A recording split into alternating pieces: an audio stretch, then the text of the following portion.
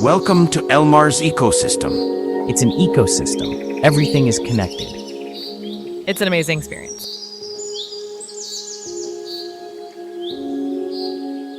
Okay, I'm here with Sandy, and she works with the Sugarbird Project. I think let's just start by, let you just introduce yourself. What is the project about?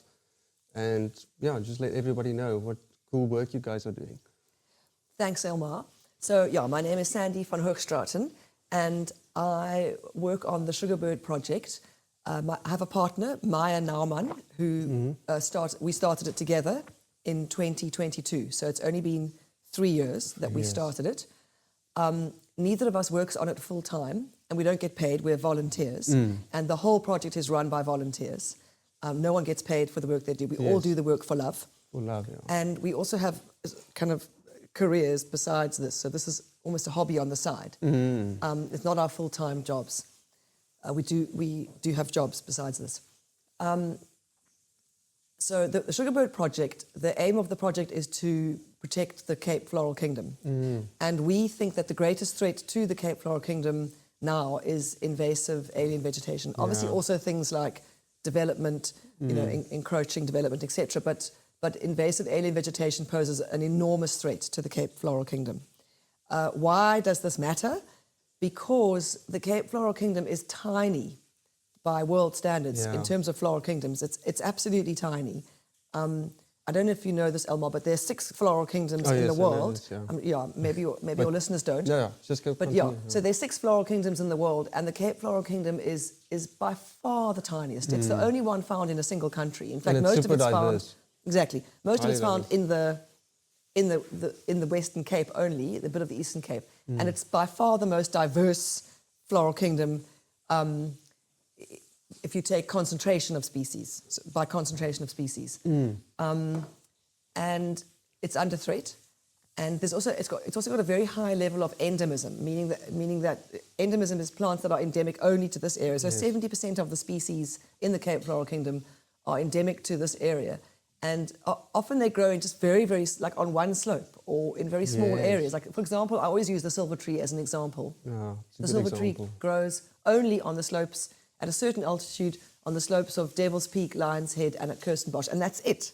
So if we lose the silver tree because of invasive alien vegetation, we've lost it forever, and it's never going to come back, and you can't go and get it from somewhere else and bring it back. Yeah, I want to go in, like, how did you start this initiative? How did you guys decide, okay, let's do this? You got your own job. Is it just because you guys have a passion for nature and you felt like, let's try and help other people as well? So it's exactly that, a passion for nature. So both Maya and I didn't know Maya until 3 years ago when we met. Okay. And we both used to walk, we both do walk on the mountain a lot because we are lucky enough to live very close to the mountain in Cape Town. And we used to come back from our walks and complain to our husbands that there's just more and more invasives growing bigger and bigger. And these things grow fast. Yeah, they grow super fast. I mean, just to give you an example, a black wattle will double in height and double in stem width every year for the first few years. Yeah. I mean, it's like exponential And growth. then it's flowering more, it's creating more seeds. Exactly. More After spread. 2 years, it'll release it'll start releasing seeds, and a fully grown tree can release up to 12,000 seeds in a season, and that's so there's this massive seed bank also. Exactly. That you're going to have to get rid of in the future. Which you have to get rid of in the future. So we used to complain to our husbands, and both of our husbands separately, obviously not knowing each other, they just said, well, stop complaining and rather do something about it. So we actually we both started very small, just clearing, Maya lives near Signal Hill, I live near Camps Bay. We started clearing our area. And then we met doing this. Maya actually contacted me because she wanted, because I actually employed just first one guy, then 2 guys, and then a team of 4, did a little bit of fundraising, but mostly my husband and I just funded it ourselves. And then Maya saw some really great work that was done on the mountain, and she said to Sandpox, who did this work? Because I want to get that team to come and work in my area. So Sandpox said, you must speak to Sandy. And so she phoned me. So we went for a walk together. We decided, let's just do this properly. Let's just start an organization. And the benefit of having a formal organization, which is a public benefit organization, is that you can get tax exemption, and donors can donate and get a Section 18A certificate, which is tax deductible. So we did that 3 years ago, and this project has really grown since then. We've now got 68 men working full-time on the project. I think that's super amazing. Yeah. And you guys will obviously want to expand later from, because I saw you guys are mainly focusing still on the the Table Mountain section. Yeah, so up until up until this year, we focused exclusively on Table Mountain, which is by itself a very big challenge. Yeah, it's big. There's a lot of invasives. Excuse me. Table Mountain is heavily infested in areas, not all areas, but in a lot of areas, most of it, I would say. And Table Mountain National Park is much bigger than you may think. It's not just this mountain. The front mountain is actually a small part of the whole park. The park is 25,000 hectares. That's huge. Massive. That's massive. So we actually feel if we can just clear the park in our life, and if that can be the project, that's almost enough that we feel that we've made a contribution. And you can just continue monitoring. But the truth is that the more you become aware of invasives, it almost ruins your experience of the Western Cape because the Western I'm so glad you said that. I think it's every ecologist's problem. It really ruins. And my husband said to me, Sandy, you've ruined the Western Cape for me because you just notice it's like litter. You notice it on a beach. You know, it's like litter and this litter having babies all the time. Exactly. It's like when you drive past Caledon, that section, and you see all my that, goodness, all so that bad. pines on the hill there. So bad. You So just want to bad. And go driving- in with a chainsaw. Exactly.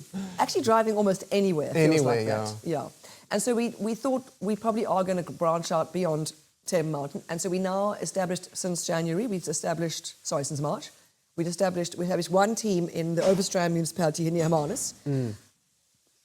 Because we just met someone there who's very keen and he can manage that team and get stakeholders on board. And he has been doing that brilliantly, a guy called Andrew White. He's been doing it so well there. And so our main challenge really is to fundraise. Yes. Because we have a really good model. It's a very effective model, cost-effective model, because all the oversight and all the admin and all the sort of plant IDing and the kind of the management is done by volunteers. It's a very decentralized project. Every team has local volunteers overseeing. So it's very cost effective, but we don't want to skimp on paying the guys because it's hard work out in the elements. Yeah, and it's difficult. We don't want to pay them badly. Yeah. We pay them well. You guys use pay for the equipment, obviously, and you use kaput to put on all the invasives like the wattle. We use what? Kaput. Do you know what kaput is? I haven't heard of that. Confront. I think it's maybe confront. It's like a poison, that blue poison. Yes, so we have a herbicide, exactly. So the herbicide, so we mix blue dye with the herbicide so that people can see that the herbicide has been applied. But that's confront. But we also use, for some species, like gum, you need a different herbicide. And then we use a red dye to show that we've used the different herbicide. You know what herbicide you use for? I think it's hatchet. Hatchet. But I'm not sure. I don't know what the name of the active ingredient is. But it's hatchet. Yeah. See, I actually know less than the people working on the project. No, but you know a lot. You have a good knowledge about everything, about the ecosystem at least, and that's well. I mean, both Ma and I are literally just amateur conservationists. We're not claiming to be experts in any way, but we're very lucky to have experts on the project, particularly Dr. Tony Robello, he's based in Takai. Yes. And we have 2 Sugarbird teams in Takai that he oversees, along with 2 other people. But he's great at helping us with IDing plants and giving us advice. And he's so knowledgeable and so passionate. He's retired now, right? He has retired now, which means he's got a bit more time, which is great for us. And he loves the project because he really wants to see the mountain cleared. Exactly. And so it sort of works both ways. In Kirstenbosch, they also have the problem, obviously, because it's protected around as housing for fires and that. Fires don't come through anymore. So now you have indigenous trees that's also encroaching into the fynbos. I'm afraid so. That's also happening. That's a real problem. It's not natural. No, it's not natural. So that's Takai and, Kirstenbosch and Newlands Forest and Cecilia, that area, the whole eastern side of Table Mountain. Yeah. You're right. There used to be frequent fires there, which kept the forests in its place. In its bay. And I think with the fire seasons, the forest and the fynbos on that side of the mountain used to almost breathe in, breathe out. So there's a transition zone, which is either forest or fynbos, depending on when the last fire was. And now, of course, with the urban encroachment, and of course, people don't want to have fires, understandably. Yeah. So there haven't been enough fires there. And what we really need, what Tony would tell you, and what I agree with him, is that we really do need prescribed burns there. And I think Sandparks is trying to get to the point where they It's can. just so dangerous, though. You It's have to do it dangerous. exactly right, But- otherwise. Yes, oh, but what's more dangerous is leaving for an uncontrolled fire, which is just sparked by someone who That's also slept rough true. overnight, or lightning, That's so or true. some glass Yeah. bottle that's been left there. And then it's- Much better then to the choose, fire will be hotter because of all the trees. and it'll probably be in summer, in summer. and yeah. it could be in the wind. Much better to choose a time when you know what the weather is going to be, when you've planned it, when you've got a plan. No, you know. I agree totally. That's true. So it should be done. And sorry, in that area, just to say, according to Tony, there's very rare fynbos, granite fynbos in that area, and some of it hasn't burnt for 90 years. Wow. And the seed bank could start to become unviable if it doesn't burn in 100 years. So there really is an urgency in the next decade to do prescribed burns in that area. That's quite interesting. So now I'm wondering, like all the species that's been there for 90 years waiting for get a chance to get their leaves shown in the sun, they're still waiting for that opportunity. But if you look at any geophytes, they're so resilient. So like they can just stay dormant for so long. Then all of a sudden, burn comes through. Now they have their chance Exactly. to shine. It's Yeah. amazing. But I love don't to know look at how that. long. I don't know. I'm not sure how long they will stay viable. So Yeah, I, that's the thing, I do yeah. think it's. I mean, I think it would be very ideal if Sandpark could have a Yes, yeah. prescribed burn. How did you get involved with the sandbox? Did you just tell them this is what we're doing? Please help, or Not at all. I went to San because I actually started doing this, as I said, before I met Maya. So I started in 2010, just amateur hacking. But of course, I first went to Sandparks and asked for a permit, and they gave permits. And it's now much more formalized with Sandparks, and we have a very good relationship with them. They're very grateful that we do the work. They're very receptive to us doing it. They also work a lot on Table Mountain trying to clear it, but they have a limited budget, and they also they're also that's the subject to more restrictions than we're subject to. They're working for water teams. yeah. So it's trickier for them sometimes to get the work done than it is for us. They probably have a higher turnover of people, and they can't pay as much, so they don't get as professional a person. Okay. And they have to employ women, whereas we can employ men. Men are just stronger. Yeah. It really is man's work. It is a man's work. Because yeah. it's tough. It's It's- tough, and it it's super requires tough. muscles, and it requires being tough out in the sun and the rain and the wind. And Yeah. but even if they just haven't got the budget to cover the entire mountain, and so they were doing their best, but they were going backwards in places because obviously, even as we're speaking now, biomass is being added Yeah. on the mountain. It's happening all the all the time. time. Seeds are being dropped, things Yeah. are growing. And now with these rains, all the seeds are lekker germinating Yeah. now. Exactly. So we have a very good relationship with Sandparks, and they issue us an annual permit, Okay. and they also give us the herbicide, which is very expensive. Okay, that's great. And they give us that, so that saves us a lot of money. That's awesome. Yeah. Yeah. And then I saw on Instagram you guys do this heli hack thing. That is so cool. Like, Yeah. So we don't do the heli hacking. oh, you guys don't do it? Yeah. So there's another initiative called the Heli Hack Initiative, Yes. and they're a bunch of crazy guys and girls, crazy in a very good way, because they love the idea of hanging off a helicopter with a chainsaw and going to very steep, dangerous places.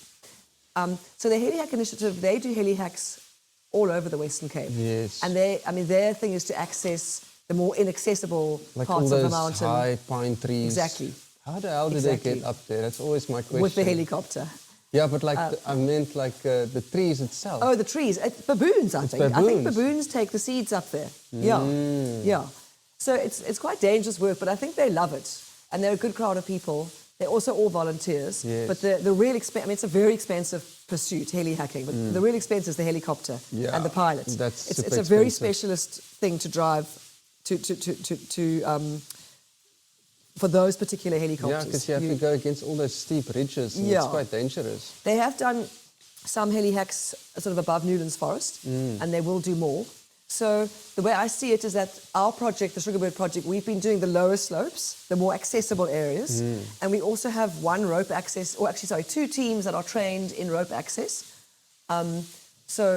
But that's to access the slightly more difficult areas, but not the dangerous cliffs or anything, Yes. but just the areas that need rope, but not helicopter, Yes. you know. Yeah. And then the heli hackers, we would leave the very dangerous areas to the heli hackers Okay. or climbers. Yeah. What invasives do you guys see the most, like in Table Mountain region? Like, is it wattle? Is it Exactly. So pine, there's certain invasives that are just so common on the mountain. Things like obviously pine, gums, and those are so the pines are from Europe, gums from Australia, and then your like black wattle. On Devil's Peak, there's just and the awful millions. one, the hakea. Hakea, there is hakea, but not as much as in other places, as on other mountains.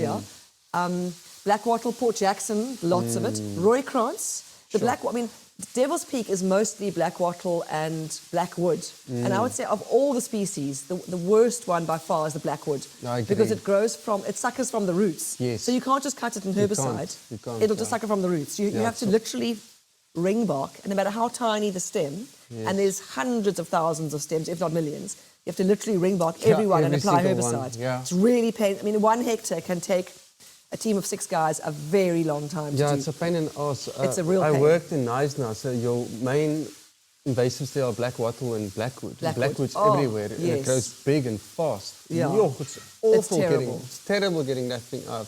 It really is. It just really comes back and back and back. And so you have to continuously just monitor and go and go and go. It's like, the invasives are relentless, blackwood especially, and that's what I always say to our teams. We have to be more relentless. And our philosophy, one of our core principles is once you adopt an area, I put adopt in quotation marks, so obviously it's not our land, it's national park. But once we've said we will take care of we will clear this area, we want to clear that area in perpetuity. So we will go back to that same area every single year. And I mean, for example, the first clearing, the first clearing cycle may take us, I'm thinking of one area above Deer Park, which took us 6 months to clear quite, it was maybe 2.5 hectares or something.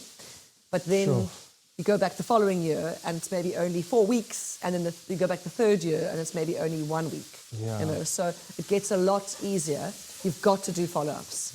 All the time. So our aim is to get to a point where the entire mountain, you're just in maintenance mode, where you're just going back every year just to do a quick sweep to make sure that nothing's... because the things are here to stay, right? You're never going to get rid of it completely, but you can manage it and you can give nature a chance. That's the most important thing.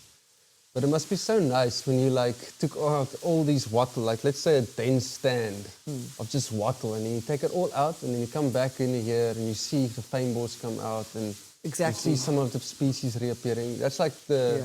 It's very rewarding. It's so rewarding feeling to see that happen. It is. Do you hack, Elmar?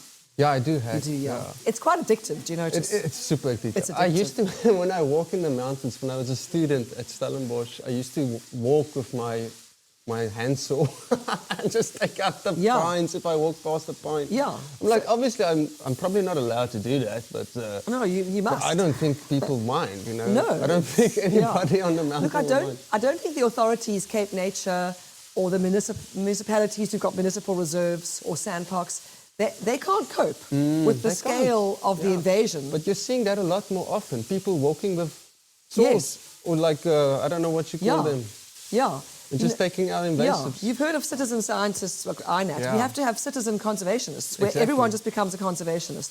And the thing is, if you start doing it in your area, you will become addicted, because it's so rewarding to see this piece of land going from something which is dystopian and depressing, and like a monoculture of maybe Port Jackson with no birds, no biodiversity, and you take that away. And of course, initially it looks even worse, because now you've got dead Port Jackson rather than green Port Jackson.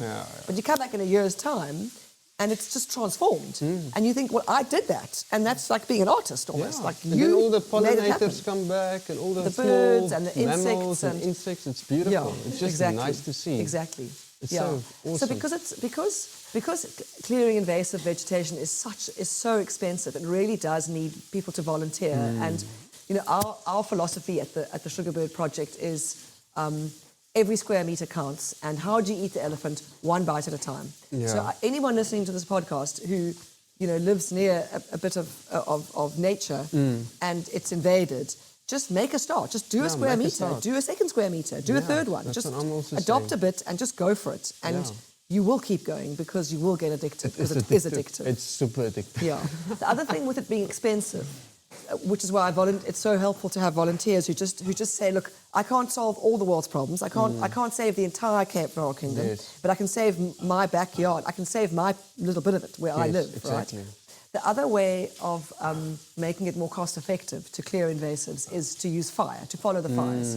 Because after a fire, I don't know if you know this, but after a fire, Yes. about 90% of the invasive seed bank will germinate Exactly. in the next spring after the fire. And then when it comes out, you can go pull out all the small seedlings. And it's so easy because you can then easy. hand pull in spring when just at the end of winter when the ground is soft, no herbicide required. You just Exactly. hand pull it out. It's cheap, it's easy, it's quick, and you get 90% of it out I'm so before glad you it said grows that. fast. I think it's so important that people know that, because a lot of people that do these hacking, because you have these private companies that go and do hacking, but they don't know about stuff like this. If it burns, there's nothing there now. Yeah, So we don't have to go anymore. Yeah, You well, there's a know, lot there actually. But there's a lot Yeah, there. and So- it's a real window of opportunity which has to be. So can I give an example? give example. In April, there was the Takai Silver Mine area burnt in April. You were at Marion Island, so you probably don't. I didn't know. I didn't know. Okay, but a patch. So in the last 3 years that we've been doing this project, Sugarbird Project, we have cleared, properly cleared about 2,500 hectares. We've Wow. adopted about 3,500. Of that, 2.5 is now really under control. Like beautiful. Great. You'll walk there, you hardly see anything, but if you see something, we'll be back there soon to get it. So that's, let's say 2,500 hectares, that's beautifully clear, pristine. So the Takai Silver Mine fire, which was in April this year, burnt an area 2,700 hectares. Wow. Right. Okay. So that's more than what we've managed to do in 3 years. In 3 And we're years. talking about a lot of, we've got 12 teams. Well, call it 10 because we've grown. Yeah. But so come August, September this year, that whole area, the seeds are going to Yeah, sprout, gonna and you're going to get a green carpet of invasives coming up because they also come up faster.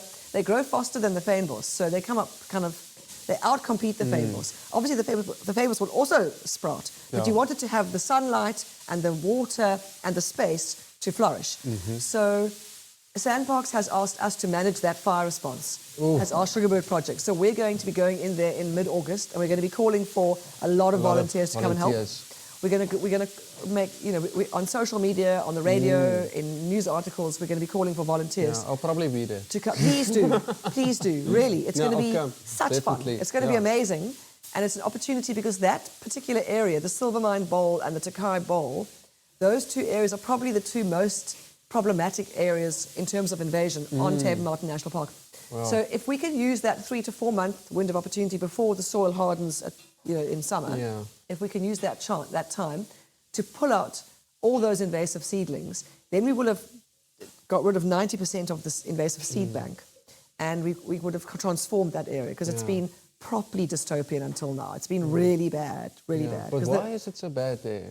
I'll tell you why. The last fire was in 2015, before the Sugarbird Project was around. And Sandparks, the Working for Water teams are quite restricted by regulations, and they are not allowed to go onto a fire site within the first 18 months. Okay, By which that's time, interesting. the window of opportunity is absolutely closed. That initial window of opportunity Of to pull. pulling There is a second window of opportunity, which is about the first 2 years, because of course, those new plants are only going to start dropping their seeds about 2 years in. So whatever we can't get in these 4 months between mid-August and mid-December, when our guys all go on their month's leave, whatever we can't get then, we certainly are going to go back and try and get at least before the first 2 years, so that we don't have a new seed bank being thrown down. Yes, that's really important. That's the problem with these invasives. Like, if you wait too long and they throw seeds again, then you're back. Back to square one. You're back, step exactly. back again. That's why follow-ups are absolutely crucial, and following the fire. Because if we're working on an area which hasn't burnt, we just have to go back year after year after year, and the seeds are just coming up as they want to. But if you go back after a fire and you clear it, then you've really got very few seeds. If there's then another fire in 10 years and you've been doing let's say we clear Takai Silver Mine now, right? There's only 10% of the seed bank left. Some of those seeds will germinate over the next 10 years. Yes. We're going to be going there every single year to do follow-ups, and we'll get those, right? Then in 10 years' time, if there's another fire, which will be good, because fynbos likes a fire every 10 to 15 years. Yeah, they so love it. if there's another fire, once the fuel load is built up in 10 years' time, and that remaining 10% there's now remaining 10% of the seed bank. If 90% of those seeds then germinate, as we can expect them to do, you've only got 1% left from the original, from the seed bank, right? Yeah. So you really have broken the back of the problem. Yeah. And then, see, what we want to get to the point in Table Mountain is where there's so little to follow up with that local volunteer hack groups can handle all of it, right? Yeah. Obviously, we'll always go back to make sure, but our model is to try and pair our teams with local community groups. So, for example, Dr. Tony Rubello, and you use their knowledge, basically. Yeah. But he's got a volunteer group called Friends of Takai Park. Yes, Right. I've heard of that, Yeah, so they were already doing hacking before we met them. We've now given them 2 teams, so obviously a lot more is being cleared, and after this fire, like the whole of Takai is going to be beautifully clear, hopefully. But he still has this volunteer group with lots and lots of local volunteers. So hopefully once that area, once the Takai Basin bowl is completely under control, those volunteers working on Saturdays for fun or every 2 weeks, whatever, will be able to then keep that area clear. And we can then go to new areas and clear new areas and... Yeah. Yeah. No, that's awesome. I Yeah. think it's so great that you are doing this. But what did I want to ask now? I forgot now my train of thought. What was it now? Oh, the frequent burning. Obviously, you said the burning is bringing out the seeds, obviously, after the fire, but don't you feel like frequent fires are also a problem at the moment for the re-establishing of the fynbos? Yeah. They're too frequent. Because they're too frequent. Yeah. They're becoming way too frequent. They're too frequent, and that's very difficult for sandparks to manage that, because Table Mountain is an open access, it's not a restricted access area. Everyone... Is it people living in the mountain that starts the fires? Yeah, I think there are people who overnight on the mountain or live on the mountain. They start fires, or church groups go up and they, whatever they do, and they start fires. There could be fires from lightning. But I do think if you have a fire plan, right? I mean, the ultimate is definitely... this is not my wisdom. I'm just really parroting Tony Rubello here, who is an expert. I'm not. But the ultimate is to have a proper fire management plan that maps out the mountain, and you do prescribed burns, so that you never allow the fuel load to get too much, so that you have these out of control burns. And also, the more invasive biomass you can remove, the better it is for fire risk. The more it reduces fire risk, because the invasive biomass, the invasive plants, they burn hotter and faster than fynbos. And for example, I don't know if you know, but there was a fire in April 2021, and it burnt. It got to UCT. There were a whole lot of pines growing behind UCT, and it shot sort of little fireballs. And then part of the UCT African Studies Library burnt down completely, which is a complete tragedy. Yeah, they lost a lot of books and stuff and everything. And there must have been millions of rands and lots of books and things you can't get back. And it's a complete tragedy. And that wouldn't have happened if the mountain had not been so infested, because they would have been able to, the firefighters would have been better able to contain the fire, control it, if it hadn't been burning so hot and so fast. Because at that time, Devil's Peak was so invaded with black wattles, like big black wattles and pines, huge pines near. So so the invasives just really increase the fire risk.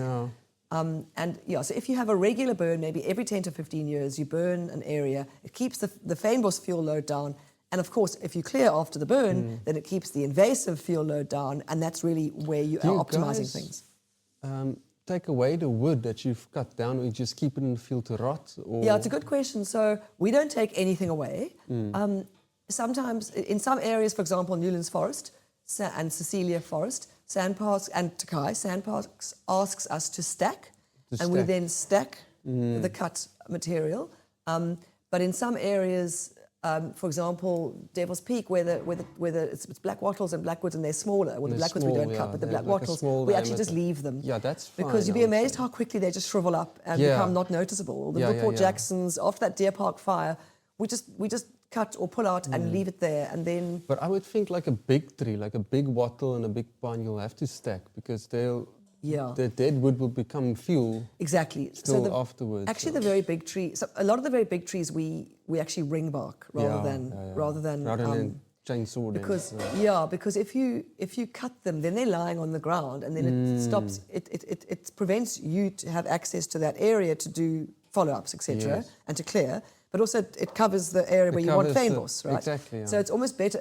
You have to be judicious. You have to use your corp and decide. Yeah, and you have to, in this instance, it's better to cut. Yes, adapt in to this the instance, situation. exactly. In this basically. instance, it's better to ring bark. And we always take. I mean, if Sandpark says please cut or please ring bark, we do what they say because they kind of would know better than we do. Yeah. So we very much just follow their directives. And these people that are doing the cutting, how long have they worked from the start? Some of them, or they probably are so knowledgeable by now. Yeah, they are so knowledgeable. Yeah. Most of them know way. Most of the guys on the mountain just know way more than I do because it actually, although I've mentioned maybe 10 species like what I said, pine, gum, wattle, Port Jackson, those are the main. Blackwood, stink bean. Those are the main ones. But they're actually like lots and lots and Yes. lots of invasive species. So, There's and a then, for lot. example, Newlands Forest will have a whole lot of garden escapees from the gardens yeah. around Newlands Forest. I hate that. And those are more species like Chinese privets and common privets that What like. is that other tree of heaven? Yeah, the tree of heaven. That's awful. Terrible, and it's very hard to control. It's very, very hard to deal with. But those, so in the forest you have a whole different range of species. So our contractor Ray, who works in Newlands Forest, he's super knowledgeable about not just the species but how best to control it. And I just defer to him. Or we'll get him to come and advise at Cecilia or somewhere else. He's just, But all the guys become very knowledgeable. I mean, the guys can stand and look at a slope and they'll say, oh, there's a Roykrans. And it's hundreds of meters away, but they can just see it. And they just know. A normal person just would not know that, but they can just see because the leaves are just catching the light a little bit differently and they can just recognize. Yeah, you get like a feel for it later on. Yeah. So all of those 68 guys, they're in 12 teams, they really actually do have very valuable skills because there's a lot of requirement for invasive clearing. And any of those teams could go alone and just go become private contractors and go and clear. If they want They really to. have developed skills. Yeah. That's awesome. Yeah. So they work like every day and they're out there every day in the field. They're out there every day, Monday to Friday. Wow. I mean, and on Saturdays, we often have a blitz because you can get an area, for example, the valleys of Devil's Peak. They're just so thickly infested with 3, 4, 5 metre high, 6 metre high black wattles that for one team to go there day after day, it's quite demoralising. Whereas if you do a blitz and you just get all the teams together on a Saturday morning, it's a bit of a vibe for them, get the music playing, whatever, and then you just clear. Then they just go, they just work on the morning and they just do the whole valley. And it takes a lot and also it means that the teams get to interact with each other, which they like. They love it. And then you just get it done in one morning. That's good. So Saturdays. And the other thing with invasives, my father always says, I got this from him, this interest in clearing invasive from him. He clears also a lot. Okay, awesome. He says invasives are like children. The sooner you invest in them, the better. If you've got a kid, invest in their like early childhood development. Don't wait until they go to university. And it's the same with invasives. They're growing so fast. If you're going to deal with them now. So any money that we've got, any fundraising that we do, we get funds in. We want to spend it as soon as possible because if we spend it, later on, it's just going to be that much more to deal with. It's going to be more expensive. The sooner we handle these things, the cheaper it is. Yes, and education is really important. I feel It really like is. that's how you get more helpers as well, Exactly. more volunteers to come out in the field because most people don't even know what is that and that. They don't even know what's a wattle compared to a pine sometimes. Exactly, and often they'll think, they'll see a and they'll think it's indigenous slope, tree. and they'll think this is lovely nature. Yeah, They'll see a this is slope lovely of nature. pines or a slope of black wattle or Port Jackson. Oh, this is lovely nature. They don't realise, but there's no biodiversity here, none at all. Yeah, it's really important to educate people on But why kids it's important. Kids love clearing. They love hacking. If you, and especially when it's just pulling, because it's satisfying. Out comes this. So you can make a game out of it. You can say, if you get 100 wattle, you get this. Or all of that. So what like we've done with this fire response is the Takai Silvermine fire response. We are. So I didn't mention, but the entire Table Mountain, all 25,000 hectares, is divided into about 1,000 management units, because obviously it's helpful to divide it up, keep the elephant one by one. And those sections are called N-bells, no one knows why. But they're called N-bells, Not sure what that stands for, no one seems to know. It's obviously a legacy name. But there are about 1,000 N-bells on the mountain. So all the N-bells that burnt on this, what we've done is we've allocated some in Takai and some at Silvermine for volunteers. So once we get going with this response from mid-August onwards, or mainly from, say, 1st of September, Spring Day, which is Monday onwards, volunteers will just know that they can just arrive anytime, Monday to Saturday, they can arrive anytime between 8 and 4, And there's a certain area there which is the very accessible. It's close to the parking area, you know, accessible for them, and they can just come and get going with pulling. Yeah. And it's great for And while you're there, you can look at for some families flowers, to come you can and go look- schools, Yeah, exactly. Schools to Have a come and they can picnic. just have a general sense of what's Yeah, going I on, think and they it's can lovely. get and Yeah. because it's But nice for school kids to actually do it. What's so wonderful for me as an ecologist, when I was studying, there wasn't really as many people involved from the general public. And I feel like it's really increasing after COVID. It increased a lot. Like you're seeing a lot more of these private companies and people doing this charity basically work for nature. And Yeah. I love it. It's amazing. And I The more the feel- better. I just want to speak to all of these people and just hear their Yeah. story and why you're doing it. And most people will say they're passionate. They want to see greatness in nature. They want to see livelihoods improve. They want to see. So it's always positive. Yeah. So that's what's so awesome for me. To just Yeah. keep that positive vibe, you know. If No, you can make a exactly. difference, go make a difference. Exactly. It's just win-win for everyone it's a because win-win. you feel good when you. I mean, it gives me and Maya and all the volunteers. There are about 18, 19 of us who volunteer on this project. It just gives us immense joy to do this work. And you know what? The 68 guys who do it, even though they're being paid, honestly, they love it too. They love it. too. That's awesome. It really does. They like to see that. Yeah, and if you're frustrated from work, you go chop down a wattle. It's a they have a sense of achievement. They know why they're doing it. They know what the point of it is, and they're as dedicated as we are. That's awesome.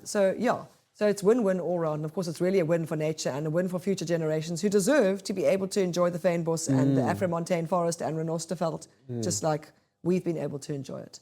And I feel like this agree is with going that. to be a stepping stone for the whole hacking community, because I feel like it's just more and more people are going to start doing this. And Really, because like- there's so much to do everywhere. and there's a lot of places. There's There's like so Stellenbosch, much. there's Parel, Stellenbosch there's is Wellington. in desperate need, you know. Bainskloof is a Oh big my problem. goodness, Bainskloof is, I can't even go there, it's so depressing. it's just depressing. black wattles. Yeah, when you Stellenbosch, people call it the winelands. I call it the pinelands. It's more pine than fynbos. Yeah. And this is our natural heritage. I and used to it's take crazy. out invasives there when I walk next to Stellenbosch Mountain at Kutsenberg. But I see somebody did work. I walked there recently now, and I saw somebody actually did some that's good. invasive clearing. But Yeah. now the problem is they don't come back. Yes, and now you see follow-ups. all the follow-ups and all the small stuff are just coming back again. Yeah, that is the And problem. That's the problem. The thing is, if you clear an area, which can be either very expensive or a lot of effort, if you don't come back, it's almost pointless clearing it because it'll all just be right back there, It's like within a couple of years. So you really do have to keep going. Yeah. It's a bit like also with children. If you're going to adopt a child, you must adopt that child for life. You can't say, I'm going to do this with a year and then I get bored and then give the child back. And it's the same thing with invasives. If you're going to adopt a piece of land to just make it pristine and beautiful, then just keep it that way. Keep it that Yeah. way. Yeah, and we're living in a time where it's not wild anymore. You know, you have your spots of nature, especially in the cities. You have fragments, these fragments. And we want to, I think the goal ultimately is to increase diversity and let fragments And actually connect fragments. them. I mean, we really do need to be creating corridors for animals to move along the streams, even in cities, creating corridors along streams, along rivers, in farmlands, trying to connect up. There's an incredible woman called Odette Curtis. She's the Renosterveld. single-handedly saving the Yes, Renosterveld, yes. and she's trying to just connect up those little patches that are left from the farm, between farm. I would love to speak to her as She's well, amazing. actually. Yeah. She's doing incredible work on the Renosterveld just to save it. It is such a threatened ecosystem. Yes, it's super threatened. It's so sad, that whole story. But And the thing is that there's actually enough. There's enough for humans and for nature. And humans need nature. We can't do without nature. Our entire economy rests on ecology. So it's not like it's a nice to have. It's a have to have. So we have to do both. We have to eat. We have to have agriculture. Farmers are amazing. But we It's a also need balance. to leave something. And especially the corridors along river edges. We have to try and connect up more. We have to try and have more reserves and keep more of our land surfaces and our sea areas as reserves where fish stocks and plants can safely thrive. Yeah. And I also believe, even though hacking is not your thing, you can still do something. You can plant some indigenous always something you plants can in do. your garden, or you can pick up litter. pick up litter. Or There's always something you can do. something else you can do. You don't necessarily have to do the hard labor thing, No, but exactly. you can do some other stuff that you enjoy. But I've never met someone who's hacked and then doesn't doesn't Yeah. want to do a little bit more, you know? Yeah, you always want to do more. Yeah, especially kids. I have this Anyway. photo of me just holding this big pine, like, I'm so happy I got this. Yeah, it's a sense of achievement. The other thing I forgot to say, the other benefit of, I mean, the reason that the Sugarbird Project works on Table Mountain and in Hermanus is really biodiversity. That's our main reason. But as I mentioned before, reducing fire risk is very much a happy spin-off. It's a very happy spin-off. yeah. People don't want to lose their homes. And then, of course, there's job creation. I mean, we've given 68 men a really secure, dignified income, and we hope to grow that to 100 and then 200 and more, etc. And of course, there's other organisations like us. You know, there's Wild Restoration operating in Greyton, Yes. and there are lots of volunteer organisations just employing a few people here or That's there. what I also saw the heli, that great Yes, one. Wild Restoration has also done heli hacks there. Yeah, they're very good people to speak to. They're amazing, Michelle and Rupert. Cool. And so you know, so that's reducing fire risk and creating jobs. But then the fourth real major benefit of clearing invasives is water. So, I mean, in some areas, the main reason to do it is water. For us, it's biodiversity here on Table Mountain. Yeah, that's why it's called Working for Water. Exactly. That's why it's called Working for Water. So I don't know if you've heard of the Greater Cape Town Water Fund. Yeah, I think I did. But yeah, so an incredible hero. She's literally a legend. Her name is Louise Stafford. She essentially started the Greater Cape Town Water Fund under the TNC, the Nature Conservancy. And they've got about 800 people working full-time in the Western Cape catchment areas. So the Western Cape water supply system has got 6 main catchment areas, which feed the 6 main dams. River, Exactly. Area, So it's those mountains that feed into those rivers, which feed into the berg, the different dams. Yeah, you don't want a lot of pines there. You definitely don't. And some of those mountains are absolutely covered in pines, like with almost no fynbos left. Yeah. And they've gone or else there's fynbos and pines, whatever. But they've gone and they are clearing vast areas of land of the pines. I mean, one established pine or gum can take hundreds of litres of water a day, so you can imagine. And it also dries out the soil, and when you dry out the soil, you get erosion. And that's obviously terrible, really terrible for farmland, terrible for everything, because you lose your seed bed, your seed banks, etc. So there's really good reason to... The other thing is that the fynbos on our Western Cape Mountains, the whole system is adapted to have fynbos, not to have pines, right? So the fynbos somehow makes the mountain quite spongy. It makes the soil quite spongy, so that the mountain itself is a dam. Yes, we have dams, but the mountain itself, with the fynbos, the mountain itself becomes a dam. Whereas with pine forests, the mountain becomes dried out and it doesn't hold any water. Yeah. So what you want is that the mountain is like a sponge. It's like a dam itself, so that all year long it's slowly releasing water into the rivers, into the streams to get to the dams. Yes. And Cape Town, remember the Cape Town drought 2017 to 2020? We would have had many, many months more water if our catchment areas had not been infested with pines. I can remember me and my brother used to hike a lot, and we went to the Berg River. That was long ago. It was probably 2016. But then there were still pine plantations there, right? Where the water catchment is. And I was like, what the hell? Why do you have a plantation where all the water... we need to catch this water. But I think they removed it now. They're starting to remove all those pines. I don't think they are starting to remove pine plantations in many areas, which is great. Obviously, you need some. Yeah, we do, but we have other areas in the country where we can do that. We don't need to. I don't think it should be in the Western Cape where we have this. I mean, the fynbos, the Cape Floral Kingdom is a biodiversity hotspot in the world, because it's an area where there's real threatened, really threatened. It's like a critical area. So I don't think we should be planting plantations in this area. There must be other areas where there's just less threatened biodiversity, less threatened ecosystems. Of course, I mean, humans have to live, but nature also has to thrive for us to thrive. Like I said, it has to be a balance. It has to be a balance. There has to be a balance. And right now, I think we really are out of balance with nature, and we need to all make more effort to get back into balance with nature. But I'm quite positive. I I feel like more and more people are realizing that. I think don't so. know how you feel, but I feel like I think general public, like, if I talk to them, just take my mother, for instance, a bad example. But like 10 years ago, she wasn't really into nature that much. But now that she's seen it and I've like explained it to her more, she just loves it. And she understands now why we take out those plants and, Yeah. So it's quite interesting. That's why I always say education is really important. So crucial. It's you need so people crucial. to understand these systems and how it works. And It all really of that. is. Yeah. It really is. No, I agree. Yeah. I agree. No, but it's been Yeah. awesome. Yeah, it's been awesome to see the journey of all these invasives getting taken out. But like you said, it just comes back after a while again. I'll never forget this one spot in Jonkershoek. There was like pines coming up there, but they removed that pine plantation there as well, actually, which is great. I don't know if you know about that area, Jonkershoek. I don't know I know Jonkershoek, but I don't that's specifically also know the pine plantation you're talking of. Technically a water catchment area, but Yeah. I don't think that river goes. Eerste rivier goes into the Makassar. I don't know. There's a dam, but anyway, they took out all those pines, and I'll remember this one spot I used to take pines out, and then you go again, and you just more pines, and then you go again. And Yeah. it gets so frustrating, but it's a nice feeling to take out that. But you have to be relentless. You have to go you have to the be point where there's relentless. just not more. Yeah. And unfortunately, the pine spread, the seeds spread with baboons, so they do come back eventually. But of course, if you Do you take think the it's entire... wind as well? It's probably...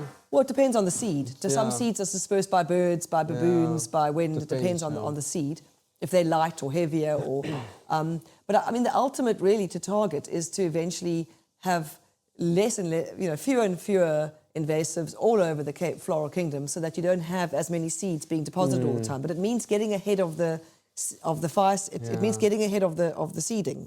Like for example, the huge Neisner fire. They should have had a fire response after that Neisner fire, so that all of those black wattles that came up should have been pulled out or removed before they're able to release seeds. It's really bad. And I know, that whole I know. mountain section, It's George terrible. and Titsikama. Yeah, it's dramatic. It's really bad. I think the black wattle does have a biocontrol. Yeah, We it haven't does. discussed biocontrols, but there are some biocontrols it's which like are very effective. Port Jackson as well. Yes, exactly. wasp. And the hack here has a great biocontrol. That fungus. But they don't always necessarily last forever. I think biocontrol is a tool you can use, but you also have to do mechanical clearing. Yes. You got to kind of do it's both. both. Yeah. Combine It's it. not one or the other. I think it will take long before biocontrol actually works, because how the biocontrol work, how I understand it's the seeds become... So the biocontrol may render, if there is let's say a Hackia plant growing or a Roykrans or black wattle growing, they will render those seeds from that tree not viable. But there's still the seed bank from 50 years ago in the soil. So you still do have to do mechanical clearing. You have to do both. You have to do both. Yeah. Unfortunately, the Department of Forestry, Fisheries and Environment, DEFI, they have dramatically cut the budget for biocontrol. Seriously? Which is really a problem. And That's actually, one of the things that we want to do with the Sugarbird Project is to start kind of more advocacy work. Rather than just going out there mechanically clearing and spending millions and millions, is to actually just to advocate for more budget towards biocontrol, because biocontrol is just hugely effective and it's so much cheaper. Yeah, it's so much So much cheaper than DFFE clearing. is in charge of Marion, and they're quite Really? involved there. So I didn't know that. So I'm quite Yeah. don't know, surprised that they're not involved with the biocontrol as much. It's not a good thing to have cut from the budget. I mean, I know everyone needs to cut budgets because, with corruption in South Africa, budgets are just shrinking everywhere. But you have to be judicious what you cut, and it's not a good idea to cut biocontrol. There's other things you should cut instead. I also don't believe. Yeah. It's like all those pests and all of that. It also needs, like on your crops, your apples and your whatever, they also need biocontrol for the fruit flies and all that problem. Oh, really? Yeah, so I don't understand really. So now you have probably the farmers and everyone doing it on their own. Because you get a lot of projects there at Stellenbosch that people focus on these pest managements, because people fund that because they don't want the pests. Yeah. They want to have good quality food for people. So it's quite interesting. Yeah. Yeah, you don't want to cut that. I wanted to ask, I think I just forgot before, the wood. Do you actually sell some of the wood, like for firewood? Because obviously, if you have a lot, like a wattle and Port Jackson, We don't. Literally, all we do is clear invasives. We're very focused on just that. Yeah. But I think what should happen is that, for example, the Roykrans, the communities living at, say, Hangberg or in Hart Bay, close to where there's a lot of Roykrans in that area. I think that Sandpark should really say, if you guys come and cut it down, you can take the firewood and sell it. And I think Sandparks does have that arrangement with. There were some people coming from Hart Bay with buckies and cutting gums on Signal Hill and selling that firewood. And I think that's great. I mean, we don't do that, but I think it's fantastic. I think that local communities should be empowered to do that, right? Yeah. I think the mountain, I mean, there's just, I think the mountain should, where I think possible, there's people also should be that able to risk. benefit from it. There's probably that risk of if you let people go do it, they'll cut down stuff they shouldn't. Do you think there's a risk in Well, that? not really, because there's so much Yeah. rooikrans. There's no shortage of the rooikrans. What's shortage, and the rooikrans is really good wood for firewood. I don't think that's a big risk. No. It's not a big risk. Yeah, no, I don't think so. Okay. And then the other thing is we've been approached by various people about biochar. People often say, don't we use the biomass to make biochar? So biochar is if you have the right kiln, you put the biomass in and it turns into biochar, which is very, which is very valuable, something that you can sell. I don't know much about it, but there is that possibility. We've just up until now stayed very focused on just clearing, So there are options to... There are a lot of options, because I know of a guy in the Southern Cape, he uses a chipper, so he chips all the wood. Yeah, that's also brilliant. And that's what... So Wild Restoration, they've got a team that clears, and they chip that wood, and then they sell those wood chips, and that funds the team. So that's brilliant. Anything which is self-funding is obviously fantastic. It's awful just to have to constantly fundraise. We would love to be self-funding. We're just very aware that the biomass doesn't belong to us, it belongs to Sandparks, obviously. Yeah. I don't think Sandparks would have a big problem if we went to them with proposals and said, look, there's all this biomass, it's just a fire hazard. Yeah. Can we deal with it in this way and then self-fund ourselves? They'd probably be delighted. Yeah. So we are starting to think about those things. So maybe watch the space. But so far we haven't done anything like that. And the other thing with wood chipping, etc., is that it does have to be accessible. That biomass. I mean, some of the areas that our teams work, like they've got to first climb 2 hours up Devil's Peak to start doing their... Then it makes sense just to leave it there. Exactly. So it really depends where our teams are working. Some areas are better than others. So you really have to be quite judicious on the mountain. Every area's got a different set of circumstances. And now the other problem is some of the wood can be infested with that shuttle borer. Exactly. There's always a new issues. thing. Yeah. I actually did my master's on the shuttle borer. Oh, really? Yeah, and I looked at the impact it has on the indigenous forest. Now, at the time when I did it, it didn't look too bad. It was only your edge species of the forest that gets infected, but it's not like a big problem. But I don't know. I think it's changed now. I think the amount of infested trees in your suburbs around places has just increased a lot. Yeah. But there's also positive sides. Like I've seen a lot of trees like they were highly infested who actually survived. And oh, really? Yeah, so some plane trees in George, they were highly infested, full of and holes. Survived? And they survived. Oh, wow. And the shuttle border couldn't be seen anymore. I'm like, what happened to it? Like, where did it go? Wow. Probably flew off to a new host. Yeah. Did it die? I don't know. So it's quite interesting. Yeah, I mean, there's huge concern amongst botanists, etc., tree lovers here. There's huge concern in Cape Town. I know in Cape Town, the box elder is a big problem. Yeah.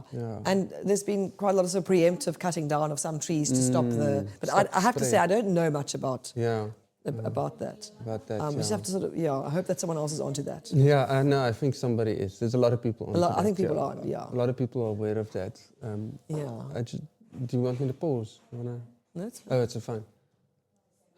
No. Okay, no, I'm just asking. What did I want to ask now? Oh, yeah, so that's why I brought it up, because I was thinking maybe like some of the wattle and some of the Port Jackson might already have shuttle border in it, and now you cut it out, now it goes to a new host. So it's just a thing that you might...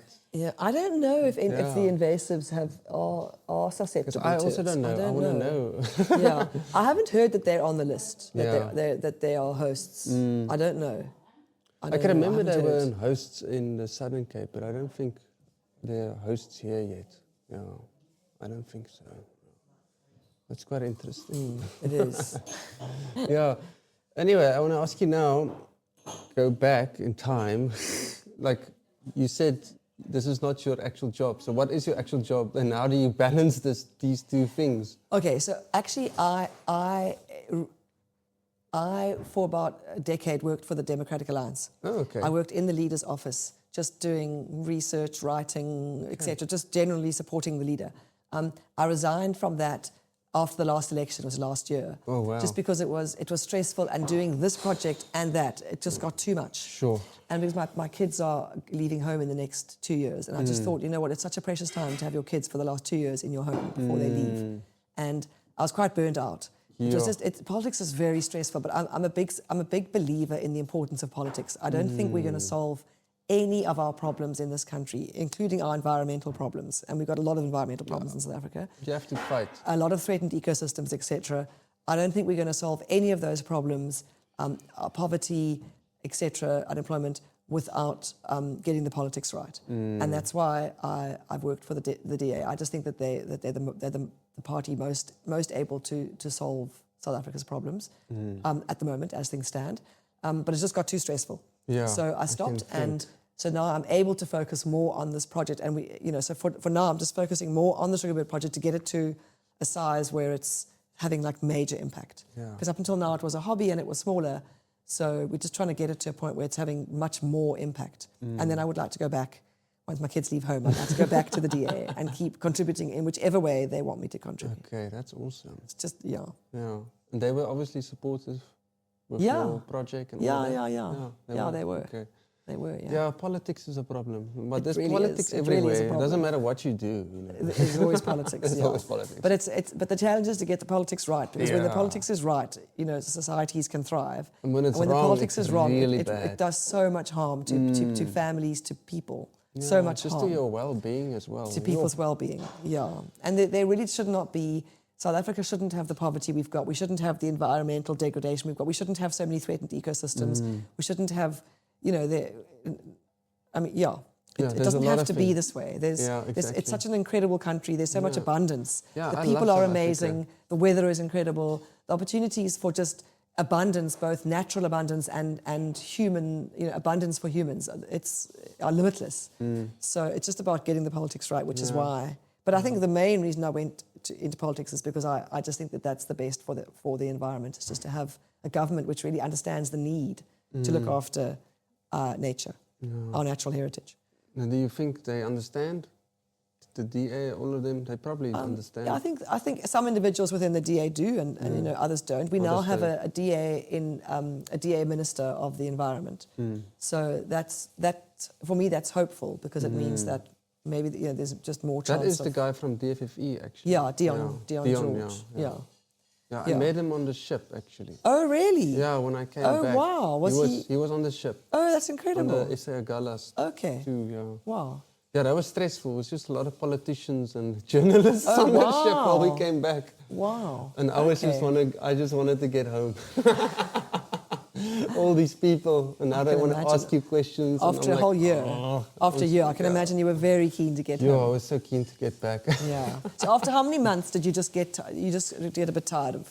I would Being on the say the island. first 6 months was fine, but after 6 months on the island, you get like A bit of cabin fever. Yeah, cabin fever, and like it just feels like you do the same work every day basically. And you go into really bad conditions there. It's like windy and it's raining and it's hectic and it's snowy and it's cold. But I would say after 6 months, you're like, okay, I've done this now, I've had enough. Yeah, no, I can understand that. For me, if I go on holiday, no matter how wonderful the destination is, after about 2 or 3 weeks, I'm just done. I just want to be home. I don't care how nice it is. Yeah, this place. you miss your home. So that's that home that's feeling. understandable. But I told my friends that were there with me, and some of my friends back home, like it feels like that's a part of me now. Like I've left some part of me on the island. I'm sure. So it was a real weird feeling, because how you get on the island, you go with chopper and you land on the deck out there, and then you go on and then you leave. So it's like this Jurassic Park feeling, leaving that island, on your chopper, and you just see this massive island of the clouds and the So albatross and the killer whales and incredible.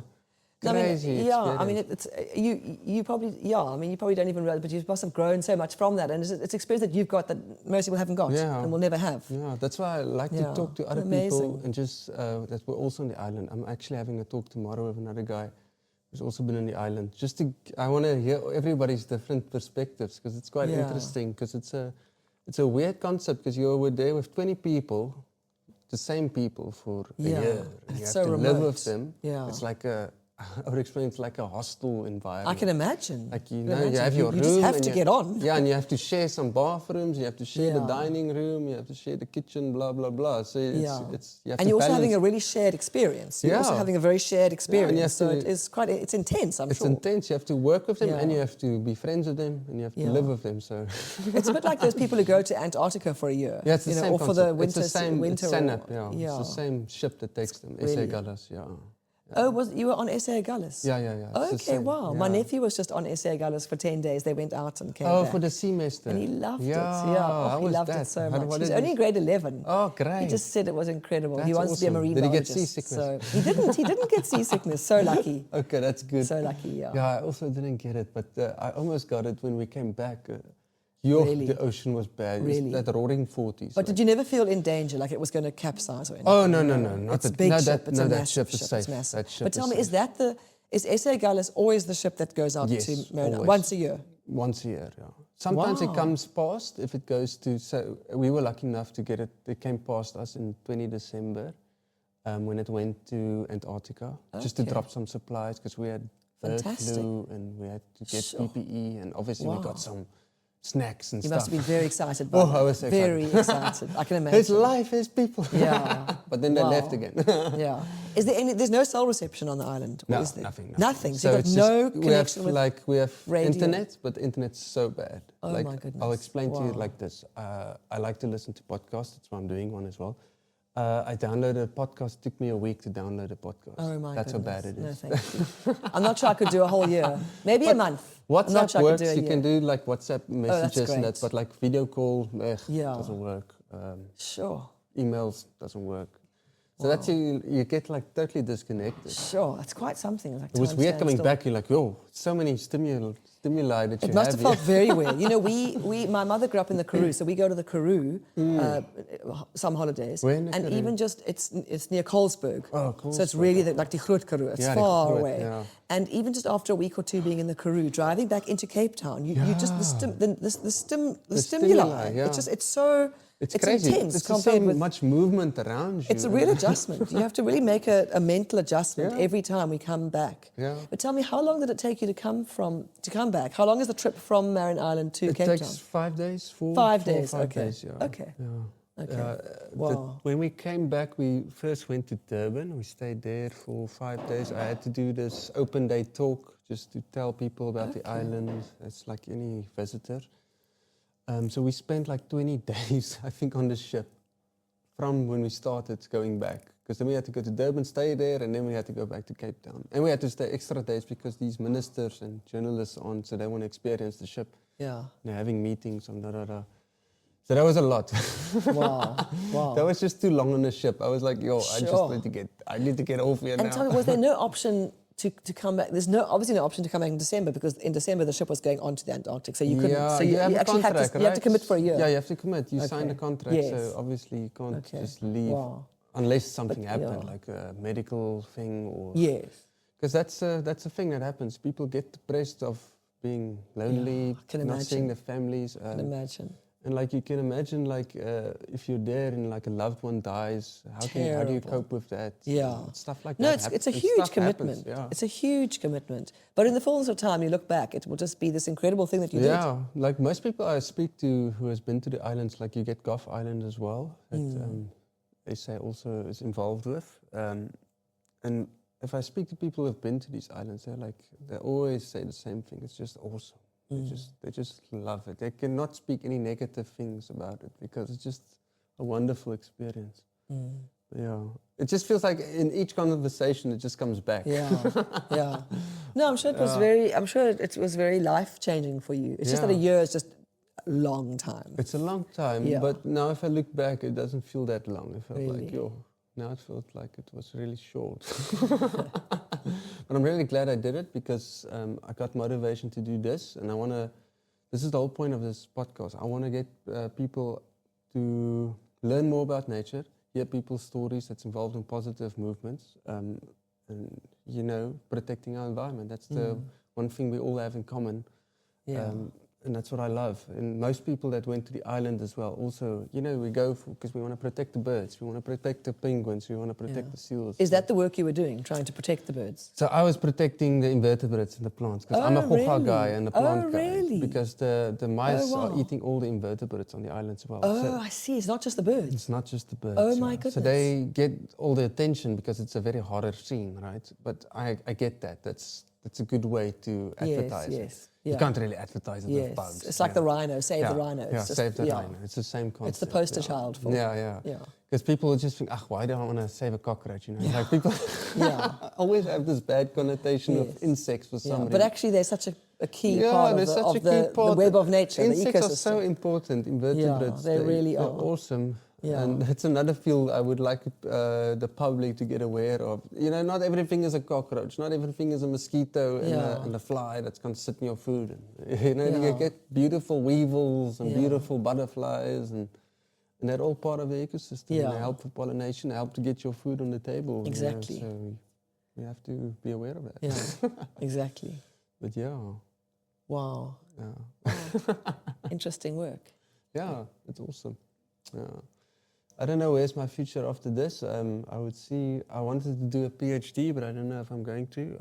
Hope A Michelle, PhD in invertebrates? Yeah, on the work I did Okay. on Marion. Wow. But the funding is closing tomorrow, so for NRF. So Oh, really? Oh, goodness. and I still have to write a lot, but I don't think I'm going to. But Try for next year. try for next year maybe. We'll Yeah. see. I'm very open to do a But lot of teaching stuff. is an amazing thing, because when you It's an teach, amazing you can have such an impact on people, on kids, you Yeah. know, like a positive impact. Yeah. And it's quite a rewarding thing to do. It's So you super could you rewarding. could go back and teach. I really love teaching. I felt like I was really good with the students. Like I taught high school students from age 13 to 19. You know, it's Cambridge. So some of them stay on to 19, do A-level. Because your A-level is basically first year university. Yeah, my kids are both doing Oh, really? A-levels, yeah. Where are they doing it? It's, well, at their schools in Cape Town, but it's the Town. Cambridge A-level program. Yeah, that's well, my great. son's doing AS levels at the moment, A-levels next year, my daughter's doing A-levels. Oh, well. It's just lovely because it's a lot of critical thinking and it's more sort of in-depth. It's really in-depth. And challenging I for also them. enjoyed to teach it, actually. It was fun. Yeah, It was really fun to teach it. yeah. And So I they thought- don't have any regrets. I think they're very happy to have switched to A-levels. Yeah, what I also liked about it was I was really privileged to be in a school that's really small. Like What is the school? it's called Bramble Hill Academy now, but it Okay. used to be McKinley Okay, Reed. It's an international school in George. okay.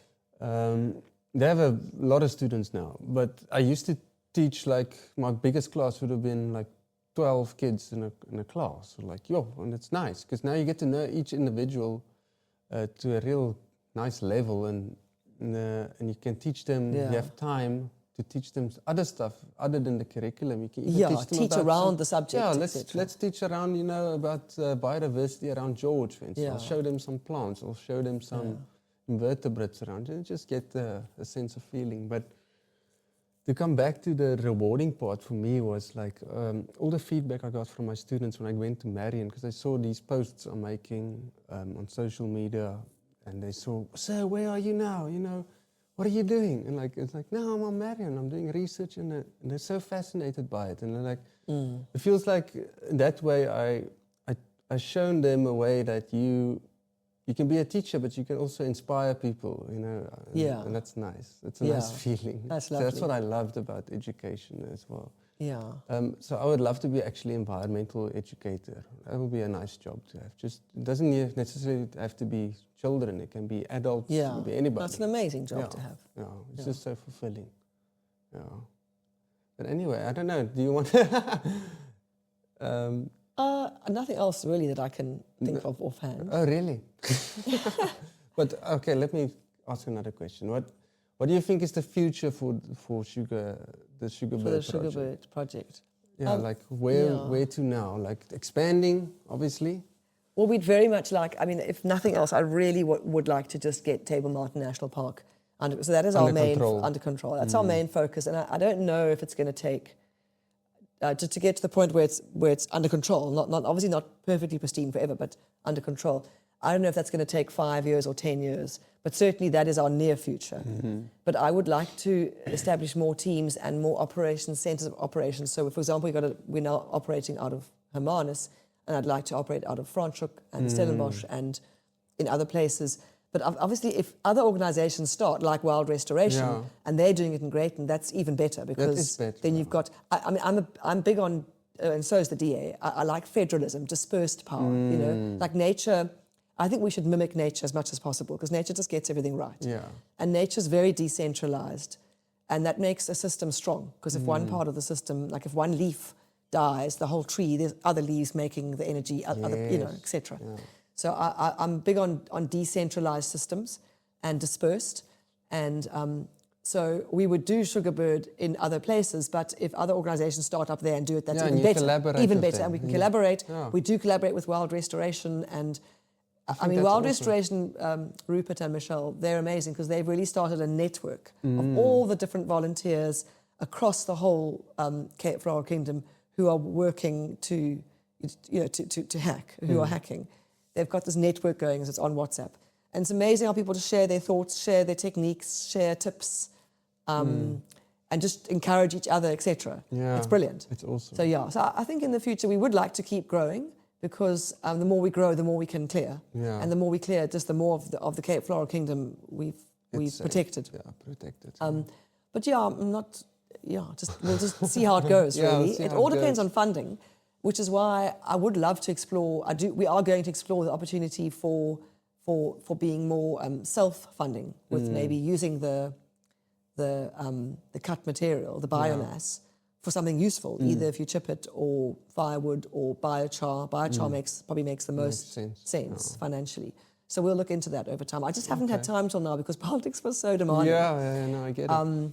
But now that I've got more time over the next 2 years, Maya and I, we will think more about how to be more self-funding. It's not always have to sort of go cap in hand and ask and find money all over the show.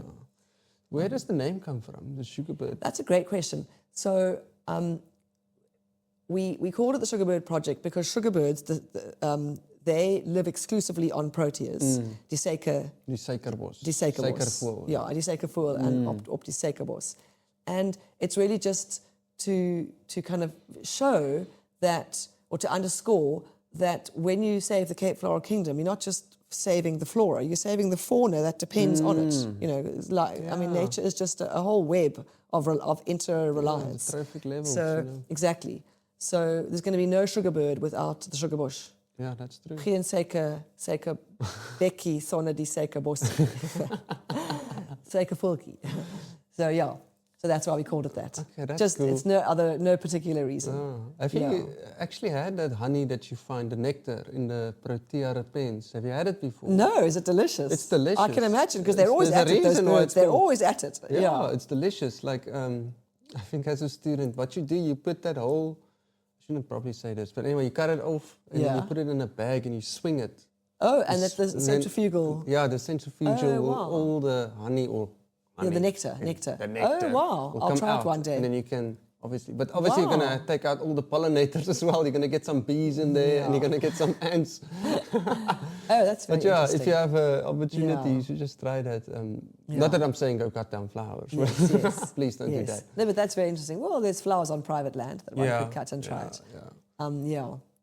That's interesting. There's a lot of sugar birds behind here. I live in Camps Bay, and just on the mountain behind Camps Bay, there are you can go for a walk and just see 10, on one protea. That was weird coming back and seeing these small birds again flying with their tails. And you just you got used to all the seabirds. Yeah, all the seabirds. Yeah. So much different. So what are the main seabirds? Was it albatross? Yeah, it's your wandering albatross and your sooty albatross, your grey-headed albatross, your light-mantled sooty.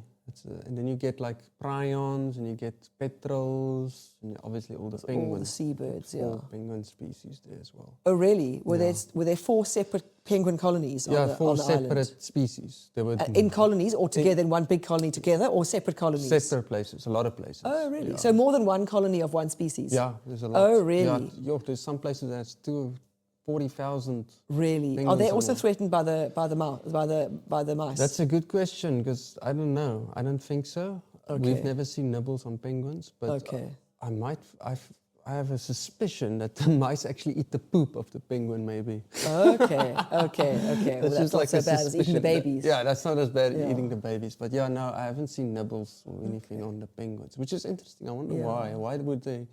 Maybe the penguins defend themselves better, Yeah, I and the don't know. albatross don't. Yeah. I think that's the reason, maybe. The albatross are huge. The mice are tiny. You'd think they could defend themselves. Yeah, but they don't. It's the babies, I suppose. If you They think go of for a the babies. dodo, you know how Yeah. people could just kill. You could Yeah. do the same with the albatross. Yeah. You can go right next to it. You can just whack it on the head if you really want to. Yeah. It's the same with the seals. There, you can go to them, club them on the head. And So do you know what is required to achieve a mouse-free Marion? What is? I know there's lots of helicopters involved. it's a lot of baiting. That's the focus. So it's toxic bait that they'll use like 5 helicopters. That's the plan. Then they'll actually fly around the whole island and spread this bait. So what they're testing at the moment, they have like overwinterers there. Overwinterers, the people that stay a year there. That's testing how the bait will be used most effectively, like the distance from each other, and see how many mice die, etc. I see. So it's going to be difficult because you have at the coastal zone, you have a lot of that's where your life is on the island. So you have a lot of mice there because there's a lot of nutrients in the soil from the poop. So more plants, more invertebrates, more mice, basically. More food, yeah. So you have to figure out how you're going to balance this baiting. You're going to have to throw more at certain areas, and you can throw less at certain areas, because it's all a balance act with the amount of budget you have. The cost, and yeah. the cost is a problem. Do you know how big Marion Island is? How many Yeah, square now you're kilometers? asking me a big question. I always forget the size, but I know the circumference is like 70 kilometers. Okay. So That it's is quite big. It's quite That's big. big, yeah. It's quite big. That's and the big. problem is the interior. You get mice in the interior, and the weather there is crap that you can't always fly. Oh, So boy. now you have to go bait there. Yeah, and it's because the gonna thing be is, difficult. there's no point killing all the ones that are along the coast, Yeah, and and then they just some- repopulate from the centre. You have to kill Gee, it's a real, each single mice. Human beings That's- really do create problems for themselves. Ooh, it's going to be a difficult Would have been operation. easier just not to let the mice get there in the first place. Exactly, yeah. Yeah. And the problem is at the base as well. Now you can get like some of the mice just chilling under a old piece of metal there or something. It's some that you can miss like that, like inside Yeah, you can't the afford base. to miss any, really. You can't afford to miss any. Yeah. And No, if you miss it's- one, it's going to be a problem. It's a serious undertaking. But apparently it's 29 bird species. I don't know how many other species, like invertebrates and stuff, but 29 bird species are threatened. Yeah. There's about 40 invertebrates. It's not a lot Really? of species. Not a biodiverse area like the Cape Floristic region, obviously, but But it's just worth doing. I mean, I hope that they can find the funding to do yeah, it. I also hope so. But I think they might need to wait a little bit longer, because I think they wanted to do it in 2028. I'm not sure if that's going to happen. Oh, really? Hopefully it will. I would actually love to go back if they do eradication, because then you'll probably stay there for 4 months or 6 months and just go help bait this Yeah. island. And, you know, I have experience now. You'd and be I a know, good person because you know the setup. Yeah, I know Yeah. the setup. So I would actually Yeah. like to go back if they do the baiting. It would be fun. Wow. And just to see everyone again Yeah. and just be part of sure. that. But yeah, it was so funny. The other day I was walking in the fynbos, and you know, you can take like a square meter. There's more plants in that square meter than the whole Marion Island. Really? That's crazy Really? to think. More species? Yeah, more species. You can count. No, it's incredible, yeah. You just count the species. Okay, this different, this different. Yeah. It's crazy Yeah. to think. No, it's insane. So it's like a total different concept. Here, you have so much more interactions between species than Really? there. And Wow. the things evolved here like Yeah. that. You know, that's what makes Yeah. it so fascinating. Like if you look at all the type of bees you get on the flowers, there's so many bee species in the Really? Cape Floristic region. Yeah. Oh, wow. It's amazing. Yeah. And like that's what's so cool about your project. You're actually helping the conservation of all these Exactly, precious- of the whole the whole- system, the the whole whole system that system. relies on the flora. And sometimes what people also miss, like area of fynbos sometimes looks really low diverse. It might be like it used to be, let's say, a wattle plantation. So obviously it will take time for all the Yes. fynbos to come back. to re-establish, So yeah. you have to be like, You have to be patient, but in the very fullness of patient, yeah. time, it's worth it. And it's you know, worth it. in the fullness of time, like a decade is nothing in Yeah. in nature's timeline. Yeah. You just have to not let anything go extinct. Yeah. Apparently there are 348 endangered species on Table Mountain alone. You know, That's a lot. It's a lot, hey? It's a lot. It's a lot. It's crazy, actually. Yeah, it is crazy. Yeah, we have a lot of endangered species, and I think most of them are probably habitat destruction. A lot of them. Yeah. Like the Renosterveld's a great example. Yeah. I mean, the entire Cape, the city bowl was all Renosterveld. You know that. And now it's a city, It's which a is city. just life. And you had the Sandveld Fynbos here. Yeah. It was highly diverse. Exactly. A lot of cool geophytes went extinct. Exactly. I don't think Cape Townians realise that they're living in this biodiversity hotspot. I think we take it for granted, all these different, you know, species. We probably think that's the same around the world, but it's not. Yeah. Cape Town is the most biodiverse city in the world. Yeah. But it's also, as Tony Rubello is quick to remind us, it's also the extinction capital of the world because there's more chance of things going extinct just because there's so many more things to go There's so extinct. many things, yeah. So it's really worth, if you're going to be a kind of citizen, you know, like a barefoot conservationist, this is a good place to do it in the Western Cape. Definitely. Yeah, Definitely. it really is good to just roll up your sleeves and just do what you can. And there's so many things that probably went extinct that we were unaware I know. of. We don't even know about it. That's so sad. I know, it is. It is. That's just like a sad thought for me I every know. time I think about it. Damn. Yeah. I could have done something, could have helped. Yeah. But it's so interesting that you bring that up. Like, even where I live, you'd think, I live here in the suburbs, there's no natural vegetation. But it is actually. Like, there is. Like all your pioneer fynbos species still comes out. Yeah, like of germinate course. in our garden. Of like course. You'll get your Bito, Bito of course. And I don't know if you know some of the moray species and Morays, and what's the other one called? That men in a boat. That thing just comes up everywhere. And obviously oxalis. Oxalis, your purpurea, obtusa. Yeah, there's tons of stuff. People see also them as road weeds. verges. Also road verges. I went to a talk. I don't know if you know he's a botanist, David Gwyn Evans, but he gave a talk and he made such a brilliant point. He said, if you look at South Africa, the road network in South Africa, right? And if you take the verges, because all roads have got road verges before you get a farm or whatever. Yeah. If you calculate the area of South Africa that is road verges, where nature can actually thrive more than, say, on the farmland right next door. That is an area, the road verges in South Africa altogether creates an area 3/4 the size of Kruger National Park. So it's actually our second biggest national park, as it were. It's really worth even just preserving a road verge. Yeah. You know, because then you can get like meadow flowers or whatever. And also, of course, roads are corridors. There's corridors, So, like if you drive in the Karoo, the N1, the N2, whatever, all those road verges, it's really worth. I mean, there's been a movement to not in cities to not constantly cut, be weed eating all your road verges because you want to give the plants time to first seed, But the sad thought about those road verges is like some of them are just there because they want to build the road bigger later on, maybe. Yeah, I know. That's a sad thought. Yeah, now it's going to go away. Yeah. Because that's, you've seen the Refuge van der End. I know they built that road from, where was it?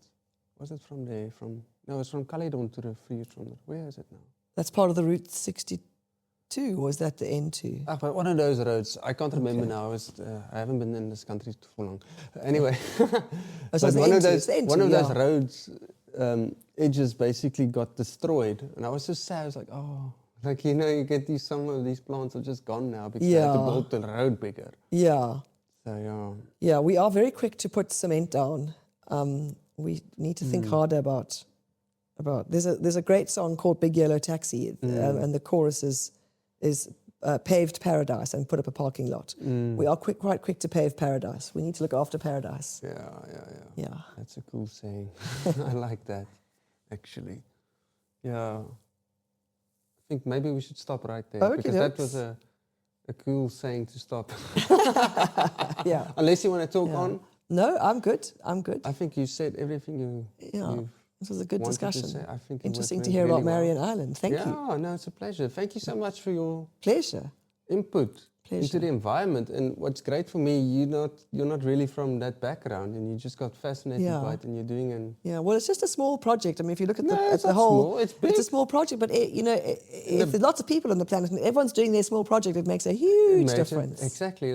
That's awesome, and I Yeah, just just want do to what say you thank you can. for what you're doing. Oh, thank you. It's Pleasure. awesome that you're Thank you for doing what it. you're doing. Yeah. Spreading awareness. Really, awareness. That's what I want to do. I need Yeah. to spread this awareness. It's so crucial. Yeah, thank you, Yeah. Sandy. Just keep up the good work. Thank and you. You too. You too, Elmar. Yeah, we should do this again if we can. Cool.